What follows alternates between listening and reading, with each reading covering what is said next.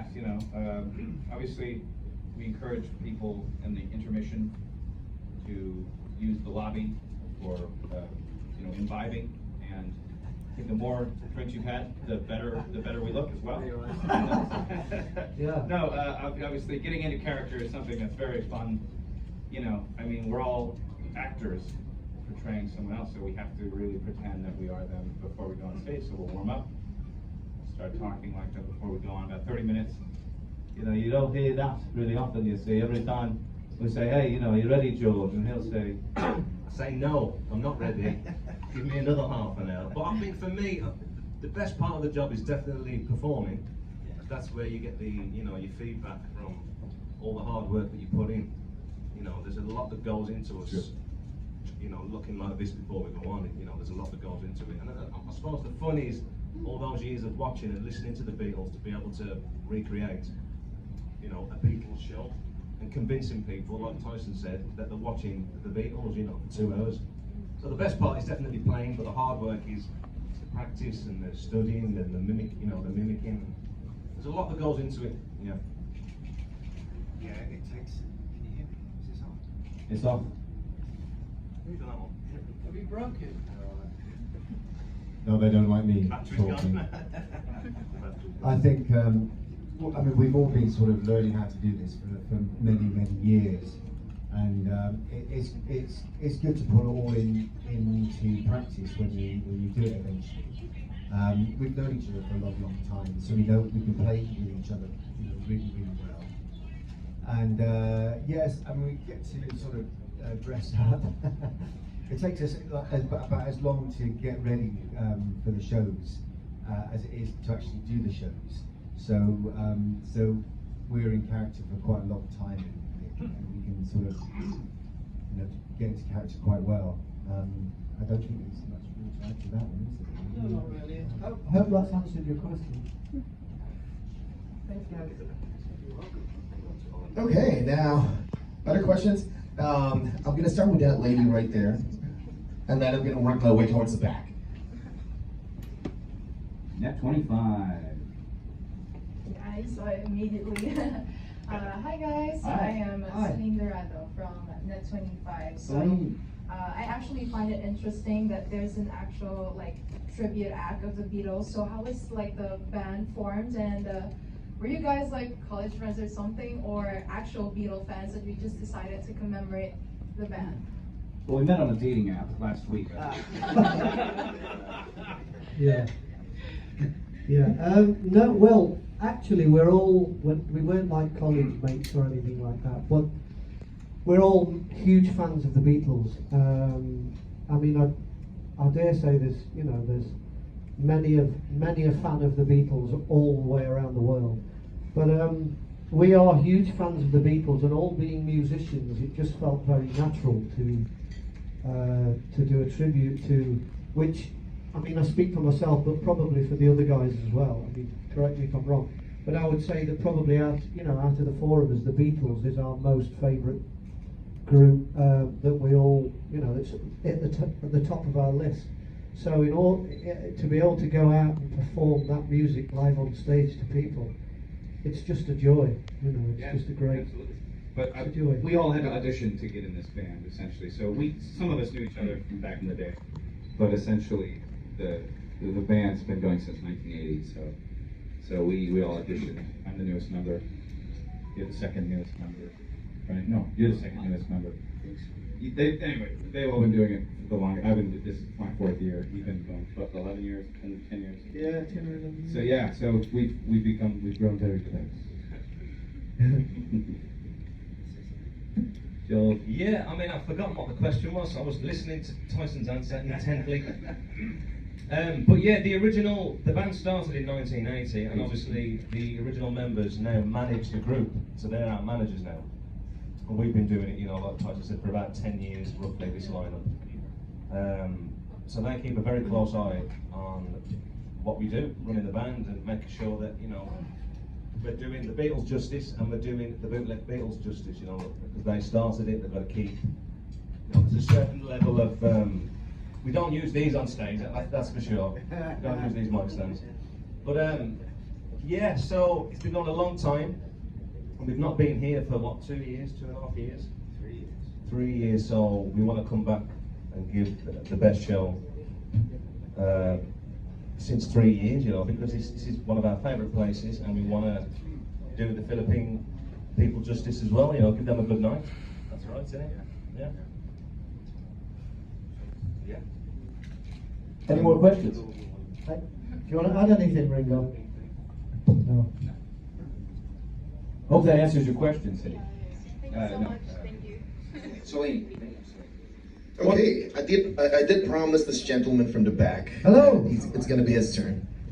Hi there. Thank you. Hi there. I'm a big fan, and just like also many of us here, it's from my dad. Okay.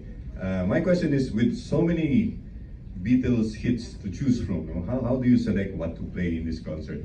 Or are you just going to play for 4 to 5 hours, play every hit? Yeah. Just a joke. It's very difficult to choose which songs to perform because although you do get sort of fans that are immersed in the Beatles and love them so much, you also get fans that are slightly more casual.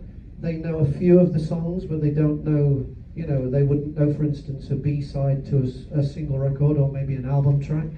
So you have to kind of take that into consideration when choosing a set list. So what we try to do is we try to choose a set list which is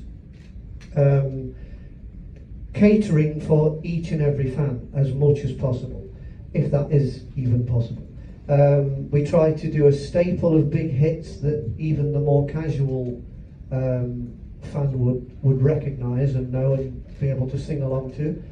And then also we'll put a slight curveball in there, maybe a B-side or a slightly more quirky song, so even the most fastidious fan would appreciate that. So it is very tricky, wouldn't you say?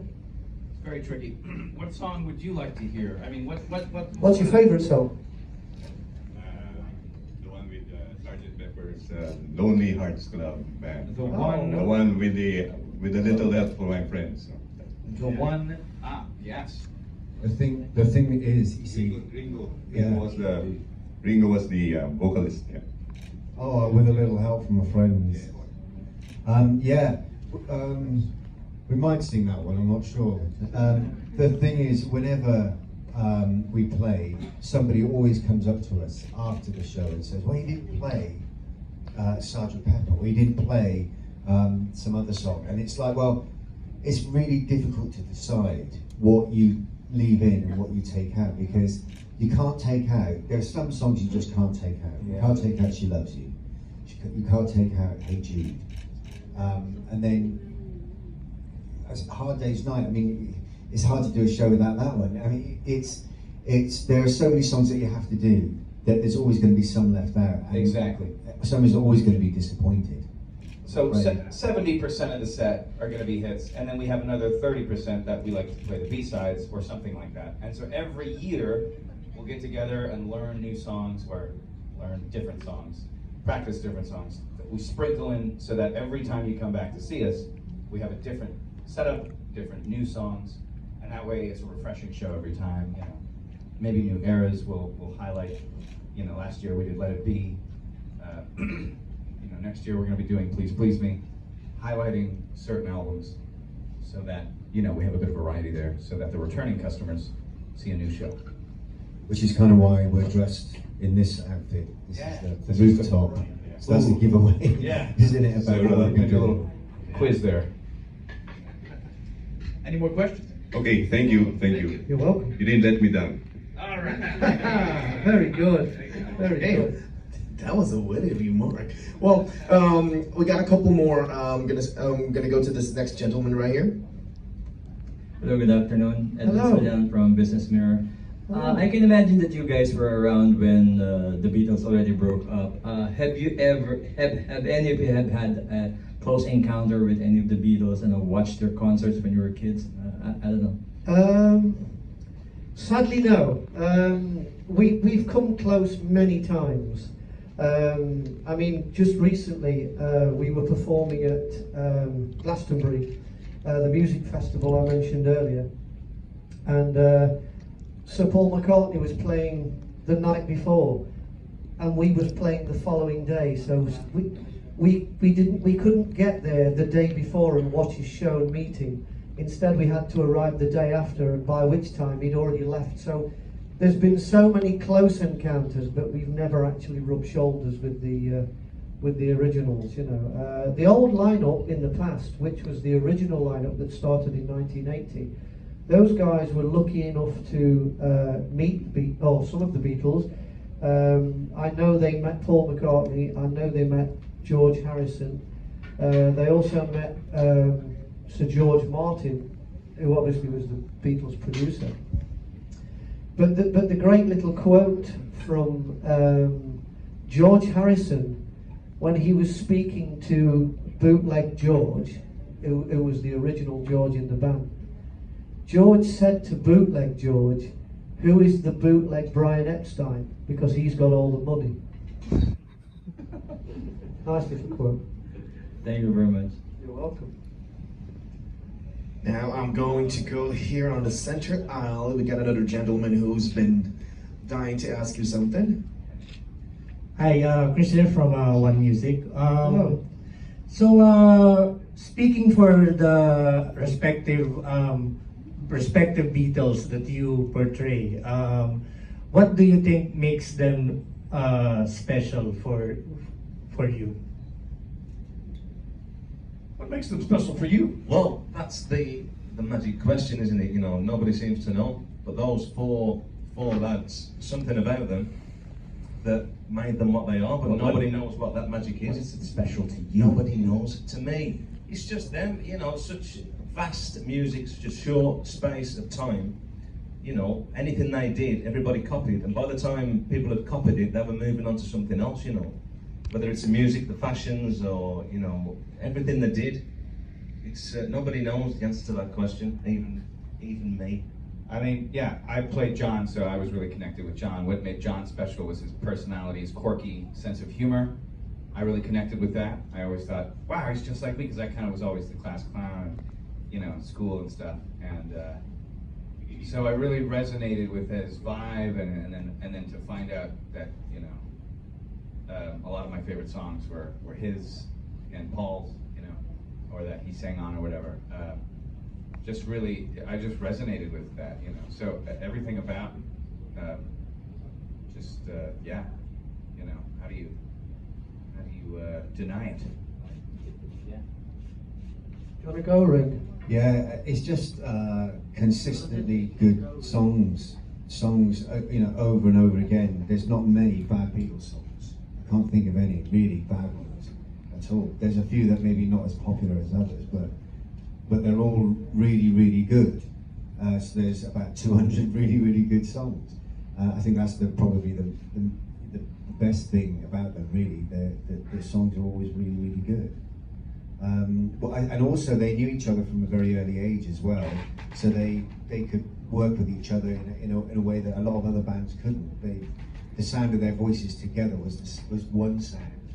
You know, it wasn't like three different sounds. They learned how to sing so that it was just one sound, and they were very, very tight together. I think that also helped as well. Well, I would say probably my affinity with Paul.